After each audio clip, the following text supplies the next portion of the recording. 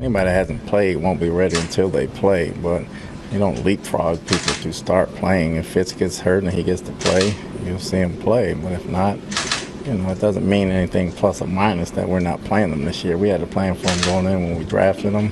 He's taking a lot of reps in practice. If Fitz gets hurt, he'll go in there and play. If Fitz doesn't, he won't play. But he's ready to play. He'll be ready to play. Obviously, with experience comes better play, and you'll see a bunch of things. But putting him in right now isn't going to hurt or help him. That was Todd Bowles on quarterback Christian Hackenberg not getting the Week 17 start. Scott, is it time to pump the brakes? The Jets, of course, took Christian Hackenberg in the second round of the 2016 draft. He is not dressed for a single game this year. Now it's Week 17. Fitzpatrick doesn't figure into the team's future, but they're still not starting Hackenberg.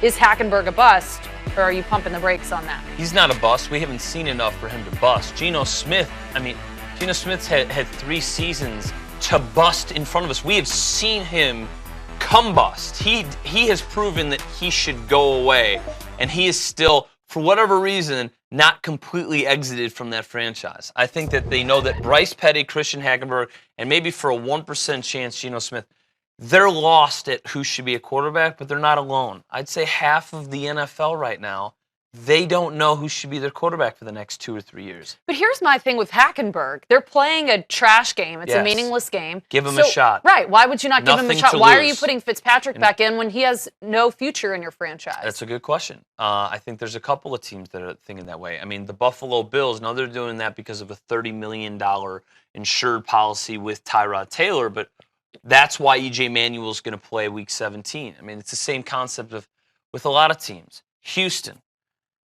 I think that they're glad Savage is playing right now, even though they have an insured concept, and they're making the playoffs with Brock Osweiler. I think that you have about 8 or 9 teams that are in this situation, and the Jets don't have an excuse. I don't get this one.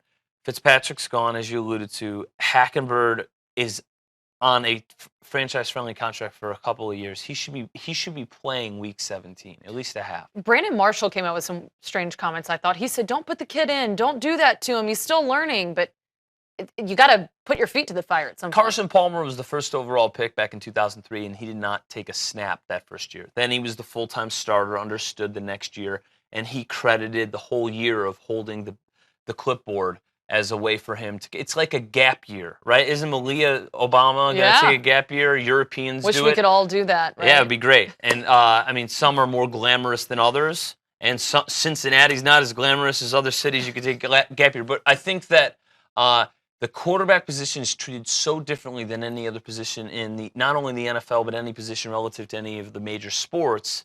And that's why you have so many teams that show desperation in the draft. They show desperation with Brock Osweiler getting $75 million. Insane. So that's never going to go away. And that's why Bill Polian, one of the greatest executives of all time, thinks that you shouldn't go more than 2 years without drafting a quarterback regardless. Just draft one. Get it in there. Mm-hmm. We constantly need to be having a cycle of quarterbacks. So I have my head is being scratched because of Hackenberg not playing Week 17, even if it's just a half one. So Hackenberg not going to be playing and not going to be starting.